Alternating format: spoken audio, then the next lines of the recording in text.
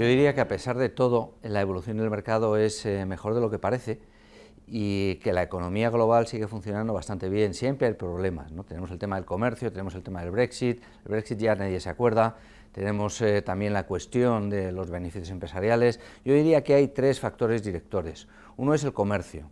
Y vuelvo a decir que los mensajes que nos llegan del comercio desde Estados Unidos son mensajes que van a ir modulando la situación del mercado en positivo. Es decir, cuando haya más probabilidad o más noticias de que el impeachment de Trump pues va cogiendo cuerpo, más noticias positivas o constructivas sobre el comercio iremos escuchando para contrarrestar.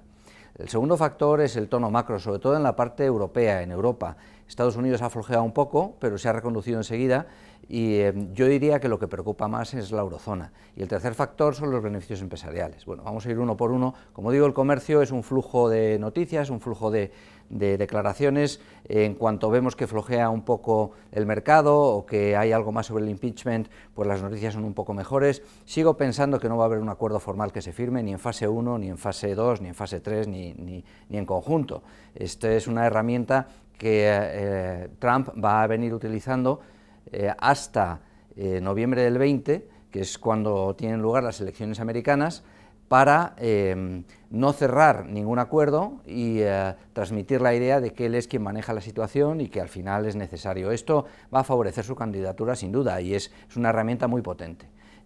Ayudará al mercado además, como digo. Segundo factor es el tono macro. En la eurozona ya hemos visto como en Alemania, que es la locomotora y es quien anticipa lo que nos va a pasar al resto, ya ha habido algunas noticias buenas. El IFO repitió en 94,6, ya dejó de caer. El CIU la semana pasada hizo menos 2,1, se esperaba menos 13, venía de menos 22,8. En un solo mes recuperó 20 puntos, que eso es algo que yo he visto muy pocas veces. El PIB no entró técnicamente en recesión, se publicó la semana pasada el del tercer trimestre, había sido menos 0,1 intertrimestral el trimestre anterior, se revisó hacia menos 0,2, pero lo que se publicó fue más 0,1, de manera que técnicamente la economía alemana no ha entrado en recesión y empieza a rebotar un poquito, Yo creo que hay más indicadores europeos que probablemente esta semana nos vayan a dar alguna noticia positiva y ahora los comentaré. Y en último lugar, como decía, los beneficios empresariales. En Estados Unidos, tomando como referencia el S&P 500, pues teníamos para el tercer trimestre, ya con casi todas las compañías publicadas, casi con 500, se esperaba menos 3,6% y ha sido menos 1,2%. Es verdad que es negativo, yo esperaba que incluso se pusiera algo en positivo, pero es mucho mejor de lo esperado, como ha venido sucediendo en trimestres anteriores. Estados Unidos siempre bate. A partir de ahora ya vienen cifras mejores, porque en el cuarto trimestre se espera más 0,1, para el primer trimestre del año 20 se espera más 4, para el segundo trimestre del año 20 se espera más 5%, y para el año 20 en su conjunto ya se espera más 9,2 y para el año 21 más 10,4. Siempre digo que las bolsas tienen que hacer en largo plazo lo que hacen los beneficios empresariales, por lo tanto debemos tener en la cabeza pues más 10, más 9%, ¿no?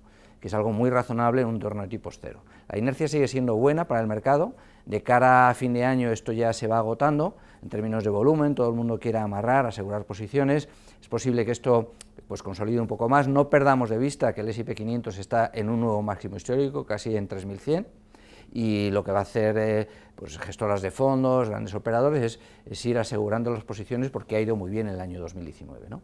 ¿Qué tenemos esta semana? Pues tenemos actas de la FED el miércoles que no importan mucho, no nos van a dar nada nuevo. El jueves el indicador adelantado americano, que probablemente repita el menos 0,1, tampoco será una noticia especial. El jueves la confianza del consumidor europea, que esto sí es importante, porque se espera revierta un poquito mejor desde menos 7,6 hasta menos 7,4, menos 7,2, y este es muy importante.